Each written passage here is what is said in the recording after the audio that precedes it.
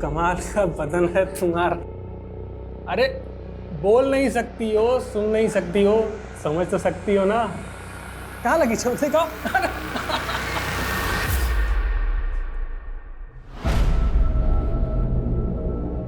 संध्या very punctual, रोज 8:30 बजे तुम आ जाती हो।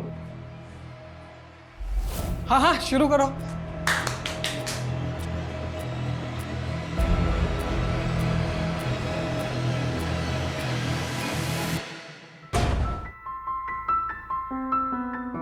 बोल अब सच का सुप्रभात होगा। बोल अब झूठ तार तार होगा। बोल चाहे सच जितना भी कड़वा होगा।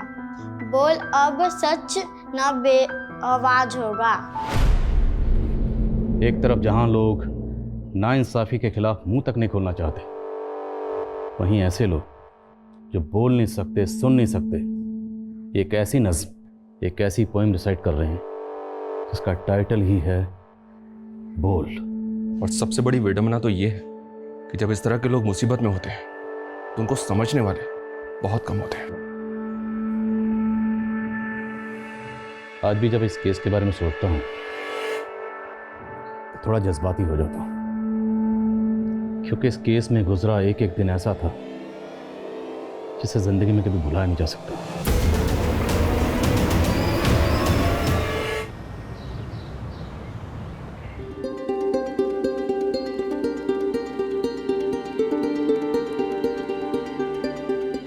दीदी दीदी जल्दी करो ना, वो लोग आ गए हैं।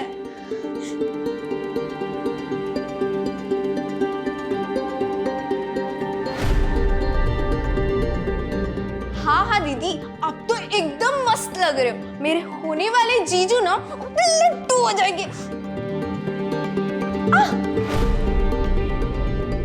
समीर के पापा के गुजरने के बाद समीर ने पूरी घर की जिम्मेदारी संभाली है। पढ़ाई के साथ साथ वो जॉब भी करता था और आज पूरी मेहनत से उसने इंपोर्ट एक्सपोर्ट का बिजनेस जमाया है। हमारी संध्या भले ही सुन बोल नहीं सकती है, लेकिन इसने भी कभी जीवन से हार नहीं मानी, खुद अपने पैरों पे खड़ी हुई है। और हाँ, मेरी दीदी एनजीओ में टीचिंग भी करती है और साथ ही साथ ना एक जॉब भी करती है।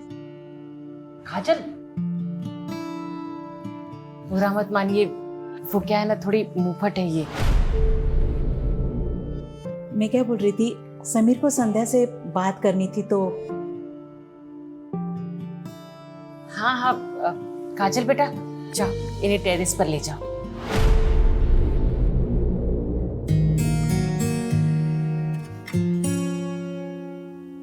सॉरी सॉरी सॉरी सॉरी, मुझे ना दीदी के साथ रुकना पड़ेगा। आप ना ये समझ लीजिए कि मैं आप दोनों की इंटरप्रेटर हूँ। मैं जो कहना चाहता हूँ ना, संध्या जी वो पढ़ लेंगी। चलो कोई बात नहीं। वैसे भी दीदी नहीं चाहती कि मैं कबाब में हड्डी बनूं। ना दीदी, ऑल द बेस्ट, बाय। क्या आप इस रिश्ते से खुश हैं? क्या आपकी मर्जी से ये सब हो रहा है? आप जो कहना चाहती हैं मुझे लिख के बता दीजिए। मेरे पेरेंट्स मेरे पर दबाव नहीं बनाते हैं, लेकिन आप मुझ जैसी लड़की से शादी क्यों कर रहे हैं? मैं सच कहूँ तो मुझे आपकी फ़ोटो देख के ही आपसे, क्या मैं आपको पसंद हूँ? आप मुझसे शादी करना चाहती हैं?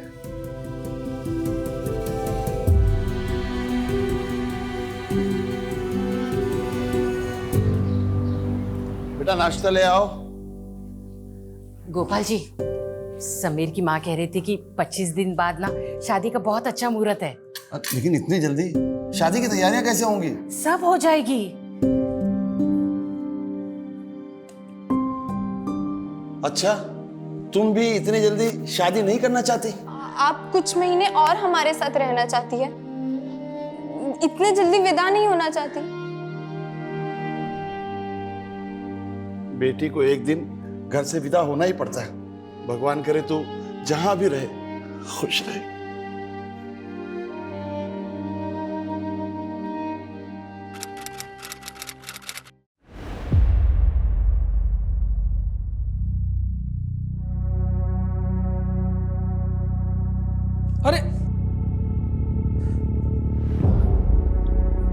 चोट तो नहीं लगी? हाँ, कमाल का बदन है तुम्हारा। अरे बोल नहीं सकती हो, सुन नहीं सकती हो, समझ तो सकती हो ना? कहाँ लगी चोट? दिखाओ।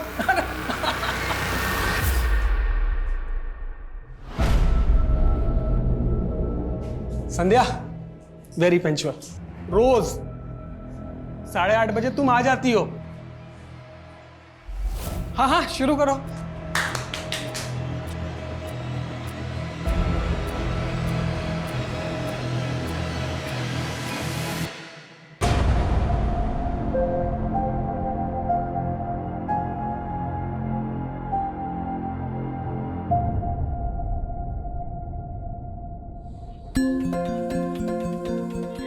संध्या, बड़ी चैटिंग वैटिंग हो रही है।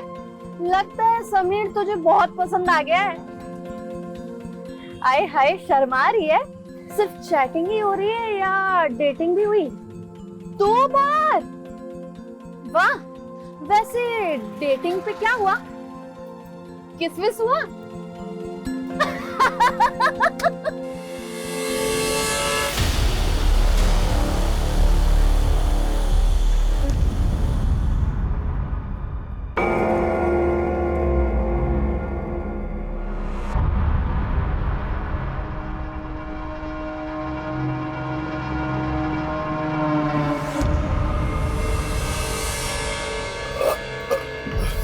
ओए बल्ले ओए, बड़ा ही बढ़िया मुर्गा बनया सी, स्वाद ही आ गया यार। अरे कितना बार बोला ये नॉनवेज फूड का बात मत किया कर। आज से 12 दिन तक कुछ नहीं खाएगा। 12 दिन तक मेरा उपवास है। और 9 दिन के नवरात्रे तो सुने थे, ये 12 दिन के कौन से उपवास हो गया? 12 दिन का प्रजापति अमावस्या है। ये उपवास करने से इंसान का सारे पाप धुल जाता है। ओए कीड़े पाप होए? तू तमिलनाडु में किसी का मर्डर तो नहीं करके आया है? नहीं चुप कर, तेरे को बोला तू पंजाब में कांड करके आया। और चल काम कर अपना।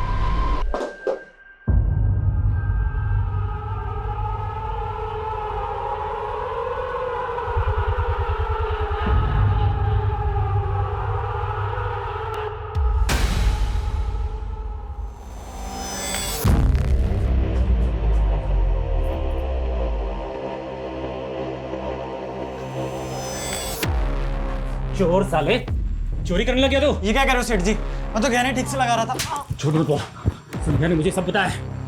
एक गहना तेरी जेब में भी है ना? नहीं। चल बाहर चल, बाहर चल, चेक करा। ये क्या है? सेठ जी गलती हो गई। अभी तुझे जेल की हवा खिलाता हूँ। पूजा, पुलिस को फोन लगा। नहीं सेठ जी, पुलिस को मत बुलाओ। मैं वहां कसम आज के बाद दोबारा नहीं करूंगा। मैं आपके पैर पड़ता हूँ। साले तुझे तो मैं वैसे भी नौकरी से निकालने वाला था। चल भाग यहाँ से। घूर क्या रहा है? घूर क्या रहा है? घूर क्या रहा है उसे? इनका शक्ल दिखाई ना, जान ले लूंगा तेरी। चल भाग यहाँ से, भाग।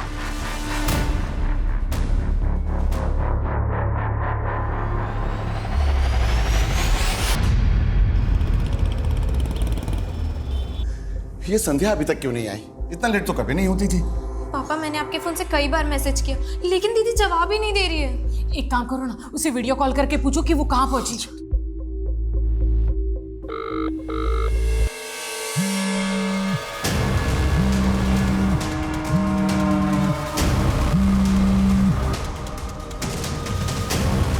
पापा, कहीं दीदी जीजू से तो मिलने नहीं चली गई? अरे वो हमें बिना बताए समीर जी से मिलने नहीं जाएगी। हाँ, पर कल मैंने उनके फोन पे मैसेजेस देखे थे। जीजू ना दीदी को मिलने बुला रहे थे। समीर जी को फोन करके देखता हूँ। आप जिस नंबर को डायल कर रहे हैं वो इस समय स्विच। समीर जी का फोन तो बंद है। संध्या मिली क्या? नहीं, पता नहीं किस मुसीबत में होगी। मैं काम करता हूँ, पुलिस के पास जाता हूँ। संध्या का कुछ पता चला? दुर्गानगर पुलिस थाने वाले भी सहयोग नहीं कर रहे। सिर्फ गुमशुदगी की रिपोर्ट लिख ली है। बेचारी अपनी तकलीफ किसी से बोल भी नहीं सकती। पता नहीं ऊपर वाला भी उसकी सुन रहा है कि नहीं।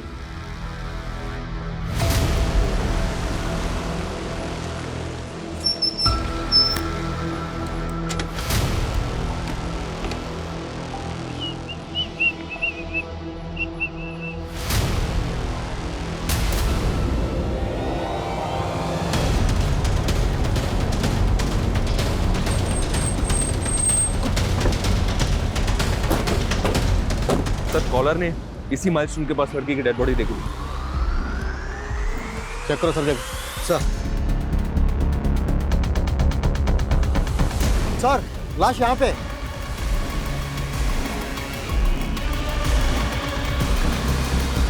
बहुत ही ब्रूटल मर्डर है सर। जिंदा, सांस चल रही। क्विक। ऐसे सुमन से कहो हॉस्पिटल की फॉर्मेलिटी रेडी करने के लिए। विटनेस कौन था जिसने कॉल किया था? उसने अपनी पहचान नहीं बताई थी सर। आप कौन बोल रहे हैं? पहचान नहीं बताई? ऐसा क्यों किया? पता करो विटनेस कौन था। हो सकता है वो जानता हो लड़की कौन है। पता करो।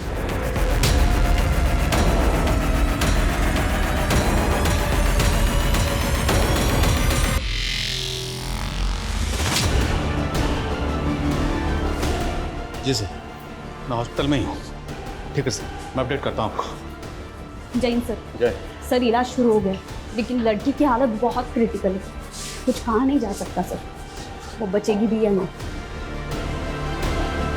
सर उस कॉलर की कोई अपडेट नहीं जिसने कंट्रोल रूम में कॉल करके लड़की के बारे में बताया था। सर जिस नंबर से उसने कॉल किया था वो लगातार बंद आ रहा है। हमें इन्फॉर्म करके फ़ोन बंद कर लिया। पता करो वो नंबर किसके नाम पर रजिस्टर्ड है।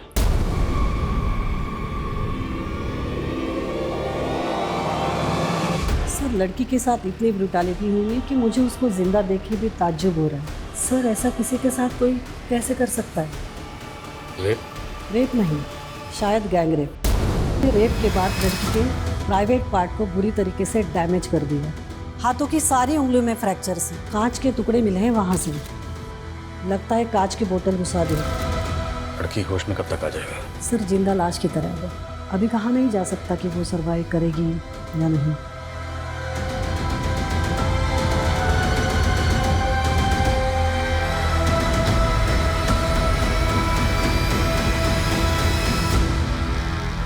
अभी तक यहाँ कुछ काम का तो मिला नहीं है सर, और यहाँ से 5 किलोमीटर तक कोई सीसीटीवी भी नहीं है। तो क्या करें? तहकीकात बंद कर दें? शर्मा ढील नहीं दे सकते, मालूम है ना। ये केस भी मीडिया की नजरों से बचने वाला नहीं है। शर्मा ढील नहीं दे सकते हम। जानता हूँ सर, लेकिन मुझे ऐसा लग रहा है कि यहाँ पे क्राइम हुआ ही नहीं सर। क्राइम कहीं और हुआ है और लड़की को यहाँ पे किसी गाड़ी से डंप किया गया। लेकिन उन्होंने विक्टिम को जिंदा छोड़ा। क्यों? और हेलो, संध्या सोलंकी जी? ओके ठीक है। दुर्गानगर पुलिस स्टेशन से फोन था। कल रात वहां पर एक संध्या सोलंकी नाम की लड़की की मिसिंग कंप्लेंट फाइल हुई और उनका कहना है कि विक्टिम का चेहरा संध्या सोलंकी से मैच हो गया। वो विक्टिम के पेरेंट्स को लेकर हॉस्पिटल आ रहे हैं। मैं वहीं जा रहा हूँ। शर्मा, यहाँ जितने भी रेस्टोरेंट हैं, जितने भी ढाबे हैं, सब जगह पूछताछ करो। एक भी छूटना नहीं चाहिए। ओके सर, पूछताछ करो सब। हेलो सर, मीडिया हॉस्पिटल में जमा होनी शुरू हो गई है। सर किसी स्टाफ ने उन्हें लड़की की हालत के बारे में भी बता दिया। पहुंच रहा हूँ मैं। शर्मा, मीडिया। एक बार फिर से इंसानियत ने दम तोड़ दिया। एक और रेप केस कल रात आउटर जयपुर से सामने आया है। रेप विक्टिम बच तो गई है, लेकिन वो अभी भी जिंदगी और मौत से लड़ रही है। आखिर कौन है इस लड़की के गुनहगार? हेलो, वो बच गई।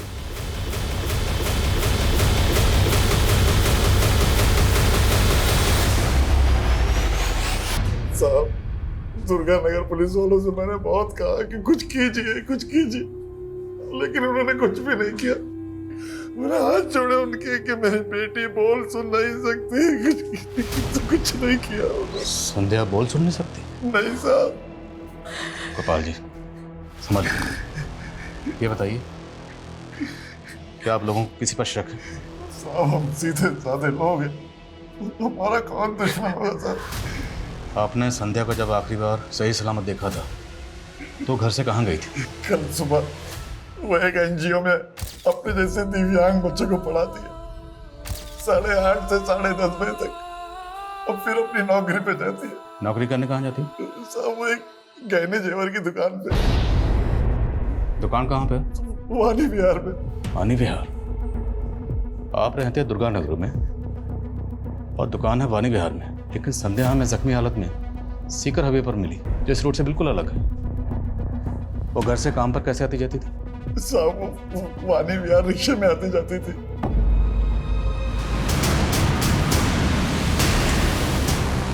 सर संध्या के पेरेंट्स ने किसी पे शक नहीं जताया, हो सकता है केस की तरह संध्या के साथ ये सब रैंडम क्रिमिनल्स ने किया होगा। सर मीडिया भी तो यही कह रहा है। सुमन, जरूरी नहीं है जो मीडिया कह रहा है हम भी उसी को सच मान लें। हमें अपना काम अपने तरीके से करना है। हमें पर्सनल और आउटसाइडर हर एंगल को इन्वेस्टिगेट करना है।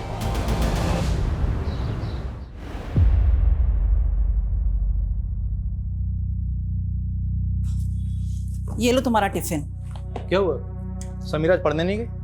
अरे मैं तुम्हें बताने ही वाली थी, वो खबर जिस लड़की की चल रही है ना अखबार में, वो इसकी मास्टर नहीं है। क्या? हाँ, वो हादसा ना उसी के साथ हुआ था कल रात को, और इसलिए समीरा और बाकी के बच्चों को ना एनजीओ वाले ने छुट्टी दे दी। अरे अब्बू आज दुकान नहीं गए? जा रहा था, चल जाते हुए तुझे भी काम पे छोड़ देता हूँ। जी अब्बू। खुदा हाफिज अम्मी। खुदा हाफिज बेटा। सर जी, संध्या तो रोज की तरह शाम को 7 बजे यहाँ से चली गई। संध्या रहती है दुर्गानगर में, पर हमें जख्मी हालत में वो सीकर हाईवे पर मिली। वहाँ कैसे पहुँच गई? सर मैं ये कैसे बता सकता हूँ, आप पूजा से पूछिए ना, ये दोनों साथ में घर जाती हैं।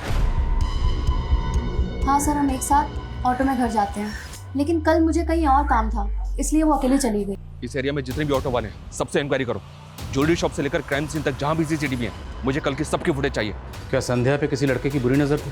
आपको किसी पे शक? सर मुझे उस योगेश पे शक है, उसी ने बदला लिया है संध्या से। कौन योगेश? सर योगेश यहीं काम करता था, 2 दिन पहले ही उसकी चोरी पकड़ी गई थी। संध्या ने ही उसकी चोरी पकड़ी थी। ये क्या? सेठ से गलती हो गई। और सर 2 दिन पहले ही रास्ते में घर जाते वक्त उसने हमारा रास्ता रोका था। योगेश, संध्या को परेशान मत कर। तो क्या आरती उतारो इस सालन पुतले की? मेरे पेट पे लात लगी है, भूलने वाला नहीं हूँ। आप लोगों को पूरा यकीन है कि संध्या के साथ ये सब योगेश ने किया होगा? बिल्कुल सर, तभी तो कल रात से उसका फोन ऑफ आ रहा है। रहता कहाँ है योगेश? वैसे तो धौलपुर का रहने वाला है, लेकिन उसके गांव का एड्रेस नहीं पता मुझे।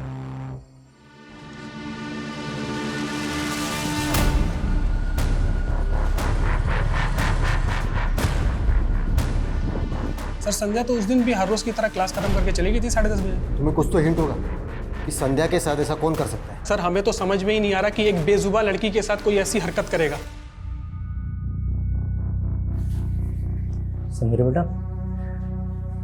क्या हुआ? बड़ी गुमसुम सी बैठी। पता नहीं इसके मन में क्या चल रहा है। आज तो सुबह से इसने ठीक से खाना भी नहीं खाया है। शायद अपनी मास्टरनी के लिए दुखी है। सर, उस कॉलर का पता चल गया जिसने उस रात संध्या को सीकर हाईवे पे देखा था। अंकित शर्मा नाम है उसका। थाने बुलवा लिया उसे।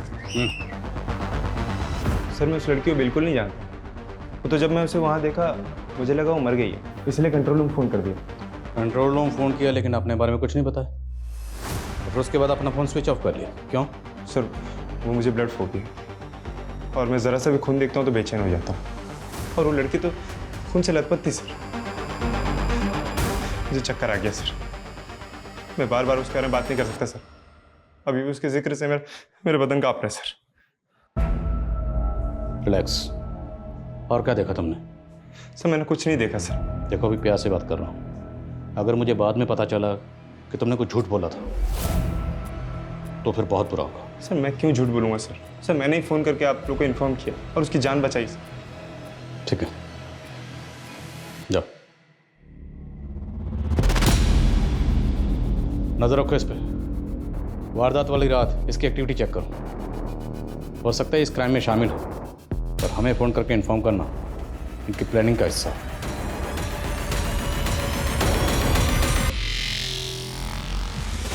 मैम, संध्या को होश आ गया।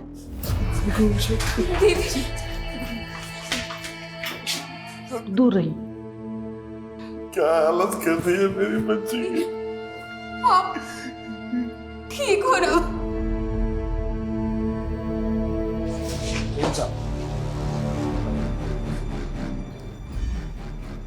हम संध्या से कुछ सवाल पूछना चाहते हैं, लेकिन इसमें हमें आप लोगों की मदद की जरूरत है।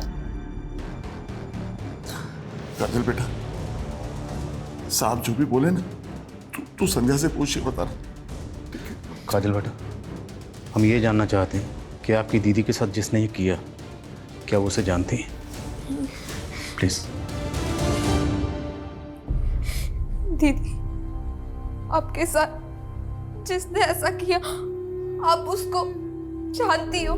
साहब, संध्या कुछ बताना चाहती है। उसके हाथ में चोट बहुत लगी है। उन दरिंदों ने तो उसकी उंगलियां भी तोड़ दी ताकि वो कुछ बता ना सके। काजल बेटा, दीदी से कहो अगर वो न जानती तो अपनी पलकों को 2 बार झपकाए। दीदी, आप अगर उनको जानती हो तो अपने पल के 2 बार चपकाओ। इसका मतलब संध्या अपने गुनहगारों को जानती है। नाम पूछ सकते हो? दीदी नहीं बता पाएंगी। काजल बेटा, इन पेपर्स पर ए से लेकर जेड तक सारे अल्फाबेट लिखे। अब दीदी को बोलना कि जिसने ये सब किया है अगर उसका नाम इनमें से किसी अल्फाबेट से शुरू होता है तो पहले की तरह 2 बार पलके चिपकानी है। समझ गए ना?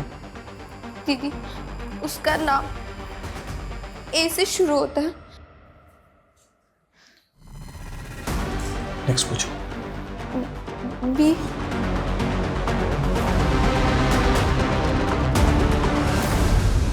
मतलब फर्स्ट लेटर एस, सेकंड पूछो ना। सेकंड लेटर क्या है?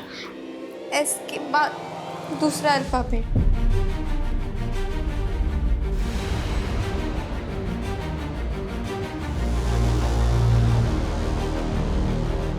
बस कीजिए, पेशेंट की तबीयत खराब हो रही है, जाइए आप प्लीज। संध्या के क्रिमिनल के नाम के इनिशियल 3 अल्फाबेट्स SAM है। कौन है ये? कुछ अंदाजा आप लोगों को? पापा, जीजू के नाम में भी पहले ऐसे ही आता है। संध्या शादीशुदा? नहीं साहब, अभी कुछ दिनों में शादी होने वाली थी। जिस लड़के से शादी होने वाली है उसका नाम क्या है? समीर।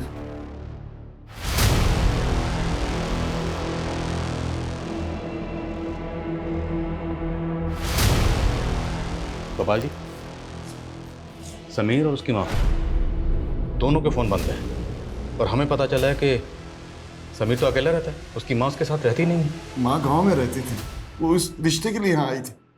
गाँव कौन सा? भिवानी, ये बिमलेश के दूर के रिश्तेदार है। तो आपके पास गांव का एड्रेस तो होगा? एड्रेस वो मुझे सिर्फ गांव का मालूम है, एड्रेस मुझे नहीं पता। वो मुझे यहीं जयपुर में मिली थी। समीर की पूरी हिस्ट्री बता करो, लुकआउट नोटिस जारी करो उसके लिए और भिवानी पुलिस से कांटेक्ट करो। पता करवाओ भिवानी पुलिस से कि समीर की माँ भिवानी में कहाँ रहती है। एक्सक्यूज मी डॉक्टर, संध्या से मिल सकते हैं? मैं अभी आपको अलाउ नहीं करूंगी। आपकी पूछताछ की वजह से उसकी हालत और भी बिगड़ चुकी है। उसके हार्ट बीट्स अनस्टेबल है, ऑक्सीजन लेवल भी अचानक से गिर गया है। लेकिन हाँ, संध्या के बॉडी पे जो सीमेंट्स मिले थे उसकी रिपोर्ट आई है। इसमें 3 लोगों का DNA। मतलब रेपिस्ट 3 है? यस। और संध्या के नेल्स में रेक्सिन के ट्रेसेस भी मिले हैं। रेक्सिन जो सोफा सेट या गाड़ियों की सीट कवर वगैरह बनाने में इस्तेमाल होती है? जी। और उसके कपड़ों पे इंजन ऑयल के धब्बे भी मिले हैं।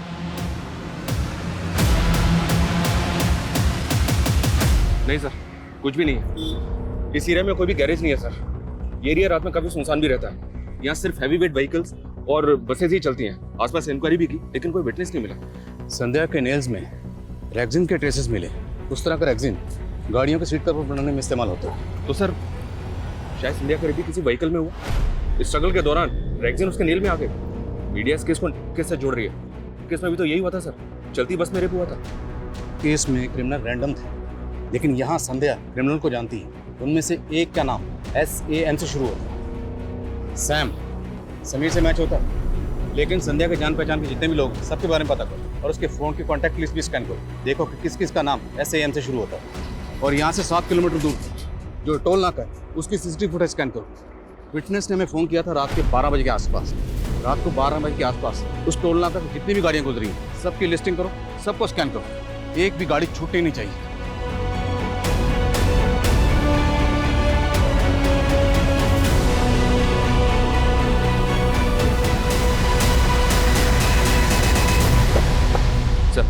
योगेश के CDR में 2 सस्पिशियस नंबर मिले हैं। दोनों फेक आईडी के नंबर हैं और दोनों नंबर धौलपुर में एक्टिव थे। धौलपुर? ये योगेश भी धौलपुर का रहने वाला? उसके नेटिव एड्रेस का पता चला? धौलपुर पुलिस को अपडेट दिया था लेकिन अभी तक वहाँ से कोई इन्फॉर्मेशन नहीं आई है।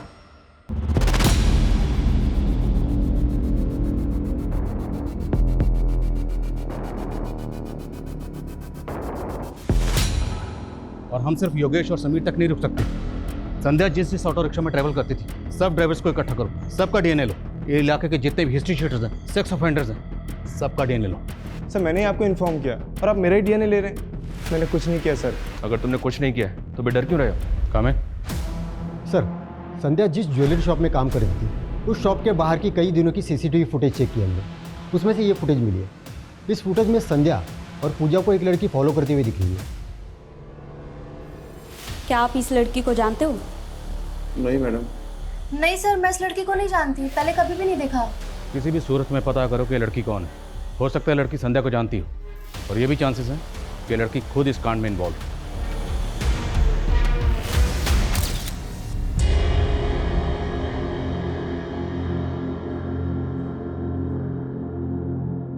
सर, हमें समीर के कॉल रिकॉर्ड्स चेक किए, उसका अंकित और योगेश के साथ तो कोई कनेक्शन नहीं मिला, लेकिन उसके कॉल रिकॉर्ड्स में एक स्ट्रेंज बात पता चली है। समीर संध्या से ज़्यादा संध्या की माँ बिमले से बातें किया करता था। इसमें अजीब बात क्या है? सर, बातें जितनी फ्रीक्वेंटली और लंबी लंबी होती थी वो थोड़ा अजीब है। और बिमलेश संध्या की सगी माँ भी नहीं है। तुम कहना चाहते हो कि समीर और बिमलेश के बीच में कोई अफेयर? ये सब तुम्हारी वजह से हुआ। न तुम संध्या की शादी समीर से तय करती, न ये सब होता। मैं तो बस यही चाहती थी कि संध्या का घर बच जाए, उसकी शादी हो जाए। मुझे नहीं पता था कि उसके साथ ऐसा होगा। सर, धौलपुर पुलिस का फोन था, उनको योगेश के गांव का पता मिल गया। तो उन्हें कुछ नहीं। हाँ, तो तू भागा क्यों था बे? हाँ, और तू फेक आईडी से लिए कि 2 नंबर्स के लगातार टच में। कौन है वो दोनों? सर, जो वो 2 नंबर थे ना, फेक आईडी से बात करता था, वो बागियों के साथ काम करते हैं। तेरा बागियों के साथ क्या कनेक्शन है? वो मैं उनके साथ मिलकर अपने मालिक रमन से बदला लेना चाहता था, इसलिए हमने उसकी दुकान लूटने का प्लान किया था। पर ये हादसा होने के बाद हमने कुछ नहीं किया। इस योगेश का डीएनए लो और धौलपुर पुलिस से उन दोनों बागियों की डिटेल्स मंगाओ। पूरे चांसेस हैं कि इसने उन दोनों के साथ मिलकर संध्या का रेप किया होगा। उस वारदात वाली रात टोल नाके से गुजरने वाले 300 से ज़्यादा व्हीकल्स की लिस्टिंग की है। उनमें से एक बस ऐसी मिली है जिसके ड्राइवर और कंडक्टर का बैकग्राउंड ना सस्पिशियस है। कौन है वो दोनों? ये जोगिंदर है और ये नरसिम्हा। फोरेंसिक करवाओ इनकी बस को। Okay sir.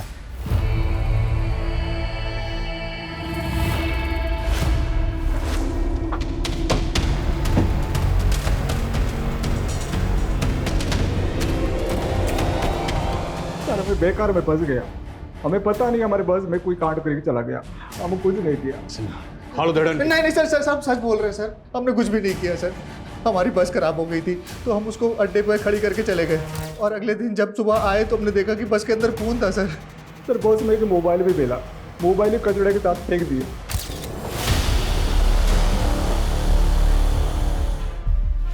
यहाँ पे था जी। अच्छी तरह से सर्च करो।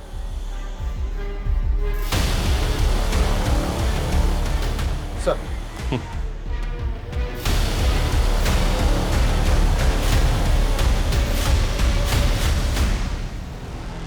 यस। सर, ये फोन और खून लगा हुआ ये शर्ट का टैग हो सकता है स्ट्रगल के दौरान क्रिमिनल की शर्ट से निकल गया। डालो गाड़ी में दोनों को। इन दोनों की बातों का भरोसा नहीं कर सकते। इन दोनों के डीएनए को रेपिस्ट के डीएनए से मैच करवाओ और पता करो क्या वारदात वाली रात इनकी बस में किसी ने कुछ होते हुए देखा था। ये टैग कौन सी टेलर शॉप का पता करो और फोन का डाटा रिट्रीव करो। Yes sir. हाँ समान।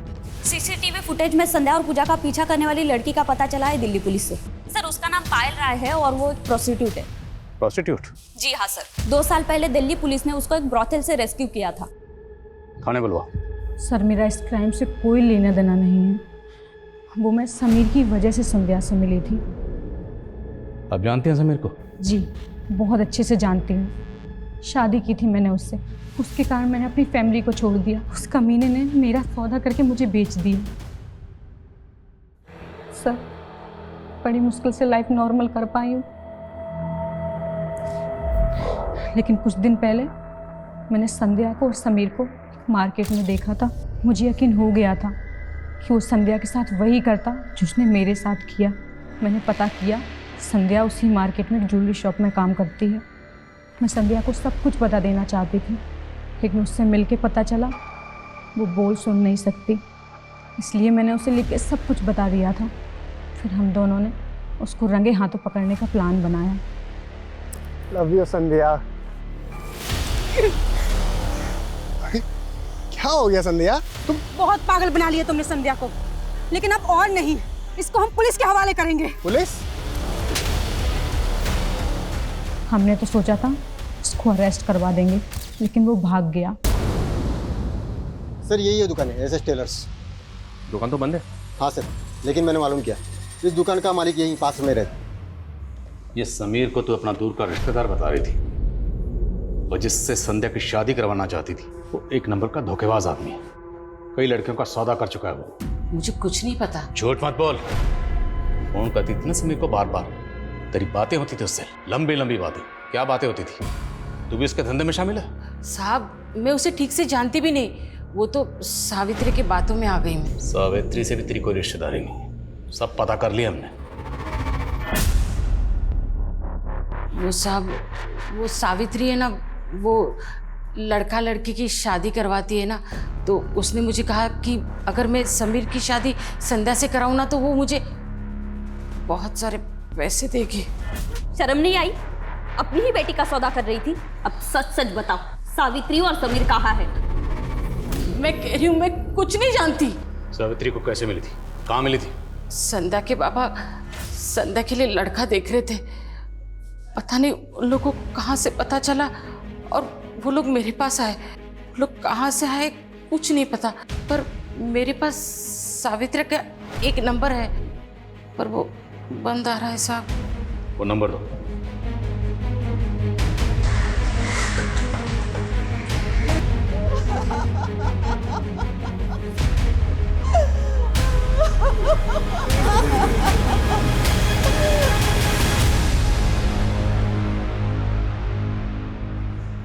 सलीम,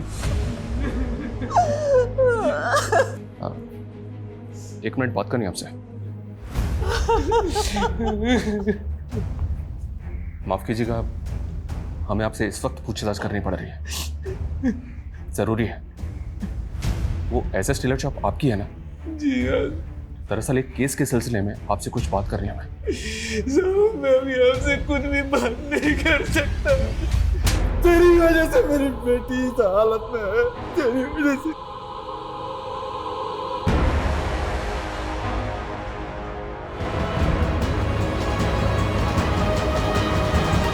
सर, सावित्री का नया एड्रेस मिला है जो उसके दूसरे नंबर के एड्रेस पर रजिस्टर है। इस सावित्री के बारे में पता करो। सावित्री से हमें समीर की लीड मिल सकती है। Sir, SS Taylor shop Salim Qureshi नाम के आदमी की है। आज उसकी बेटी का इंतकाल हो गया, इसलिए उसने बात करने से मना कर दिया। बेटी का नाम समीरा था। इस समीरा का और संध्या का कनेक्शन भी मिला है। समीरा उसी NGO में पढ़ने जाती थी जहां संध्या पढ़ाती थी। और इम्पोर्टेंट बात यह सर कि समीरा भी संध्या की तरह बोल सुन नहीं सकती थी।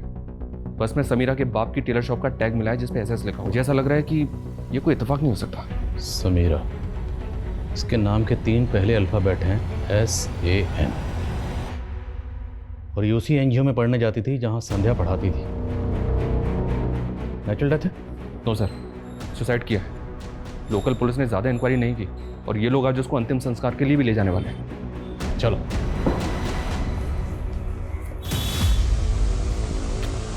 समीर कहाँ है?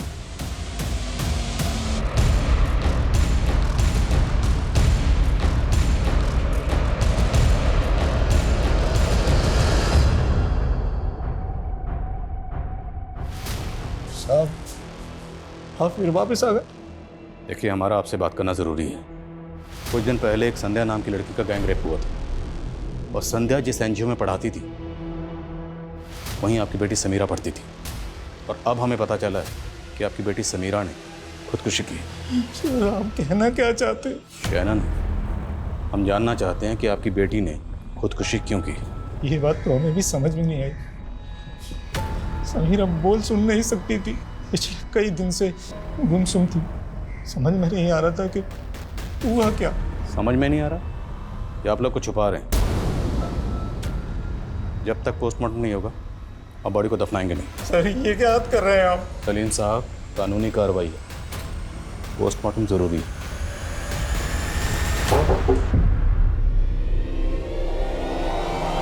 मुझे क्या लगा था वो लड़की बोल सुन नहीं सकती, तो किसी को कुछ पता नहीं चलेगा, लेकिन उसने तेरी सच्चाई हमारे सामने ला ही थी। मेरा इसमें कोई हाथ नहीं, मैंने कुछ नहीं किया है सर। बकवास बंद कर।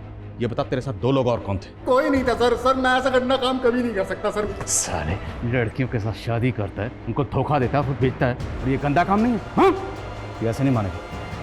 हड़ घेड़ इसके।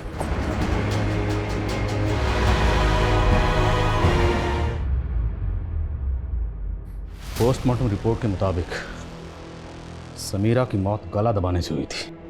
उसके गले पर स्ट्रैंगुलेशन मार्क्स थे, और जिस वक्त उसका कत्ल हुआ उस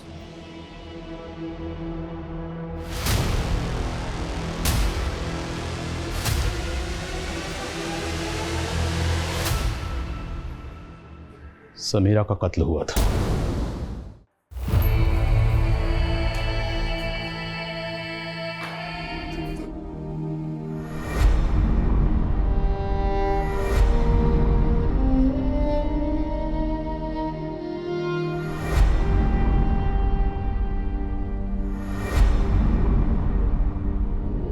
और यह है उसकी पोस्टमार्टम रिपोर्ट। पोस्टमार्टम रिपोर्ट के मुताबिक जिस वक्त उसका कत्ल हुआ वो प्रेग्नेंट थी, और आप लोग ये बात अच्छी तरह से जानते थे कि समीरा प्रेग्नेंट है, इसलिए जानबूझकर उसका पोस्टमार्टम नहीं करवाया। घर की इज्जत बचाने के चक्कर में उसे मार दिया। खुद अपने हाथों से अपनी बेटी को मारा। ऑनर किलिंग किया आप लोगों ने। नहीं सर, हमने समीरा को नहीं मारा। झूठ मत बोलो। हाँ, हम जानते थे कि समीरा पेट से थी। कुछ दिनों से बहुत उदास रहती थी समीरा। एक दिन जब उसकी तबीयत बिगड़ी तो मैं उसे डॉक्टर के पास लेकर गई, और वहां मुझे पता चला कि समीरा पेट से थी। बोल, ये सब किसने किया? उसने कुछ नहीं बताया हमें। बदनामी के डर से हम तो उसका अबॉर्शन करवाने की सोचने लगे, लेकिन जब परसों मैं काम से वापस आई तो वो फंदे से लटक रही थी। बस सर, यकीन मानिए हमारा, हमें नहीं पता था कि समीरा का किसी ने खून कर दिया। वैसे भी मोहल्ले के सभी लोग उसका मजाक उड़ाने लगे थे। ऐसे लोगों को समाज चैन से कहाँ जीने देता है सर। हमें तो पहले से ही शक था कि एनजीओ में उसके साथ कुछ गलत हुआ। बेचारी एनजीओ के अलावा और कहीं नहीं जाती थी। अरे मुझे क्यों अरेस्ट कर रहे हो? मेरा क्या कसूर है? अबे मालूम है तू बच्चों के साथ क्या क्या करता है? बिठाओ इसको। एसएस, ये टैग तेरी ही दुकान का, किसने सिलवाया था ये? साहब बहुत से लोग सिलवाने आते हैं, चेक करना पड़ेगा। चेक करो अभी के अभी। जी साहब। सर बिलीव मी सर, मैंने कुछ नहीं किया, यकीन। वो तो डीएनए रिपोर्ट से पता चल ही जाएगा। मैं क्या हुआ? ये नहीं हो सकता। क्या नहीं हो सकता?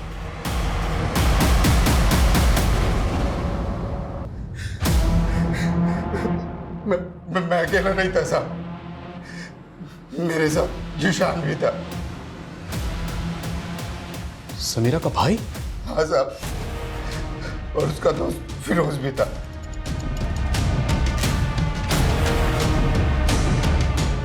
उस मासूम ने तुम लोगों का क्या बिगाड़ा था जो उसे इतनी बुरी? ये सब समीरा की वजह से हुआ है साहब। क्या हुआ था? एक दिन मैं और वसीम मामू नशा कर रहे थे, और नशा बहुत ज्यादा हो गया था, और मैंने समीरा का रेप कर दिया। मेरे साथ वसीम मामू ने भी उसका फिर रेप किया, और फिरोज ने भी उसका रेप किया। ये सब अक्सर होने लगा था साहब।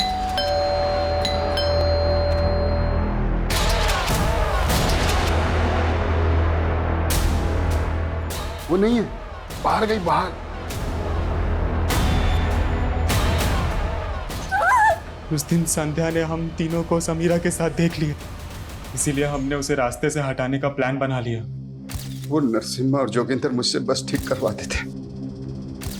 उस रात भी उनकी बस खराब हो गई थी, और वो रोड के पास में बस को खड़ी करके चले गए। मैंने बस को ठीक कर दिया, और बस को लेकर हम भवानी बिहार चले गए सर। हमें पता था कि वो वहीं से ऑटो लेती है, इसीलिए हमने उसे वहीं से उठाने का सोचा, और फिर मारने से पहले हमने सोचा कि क्यों ना इसका भी फायदा उठा लिया जाए। हम सबको लगा कि वो मर गई थी, इसलिए हमने उसे बस से फेंक दिया। समीरा को क्यों मारा? वो प्रेग्नेंट हो गई थी, उस डर की वजह से कि वो कहीं किसी को कुछ बता ना दे, हम फंस जाते साहब, इसलिए उसको भी मारना पड़ा। तुम तुम लोगों को जहन्नुम भी कबूल नहीं करेगी, वहां भी तुम लोग दाखिल नहीं हो पाओगे।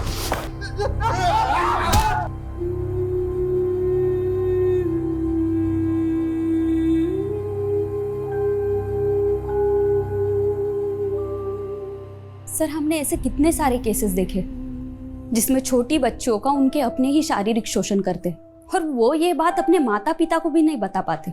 और या समीरा तो बोल सुन भी नहीं सकती थी। सर उसके लिए कितना मुश्किल होगा अपने माता पिता को ये बता पाना कि खुद उसके मामा और भाई ने ही उसका शोषण किया है। और संध्या समीरा की हमदर्द बनकर उसकी मदद करना चाहती थी। हालांकि वो खुद बोल और सुन नहीं सकती थी, पर फिर भी वो सच दुनिया के सामने लाना चाहती थी। भले ही संध्या ने सच की इस लड़ाई में अपनी जान गंवा दी, तो उसके जज्बे को सलाम करने का दिल करता है।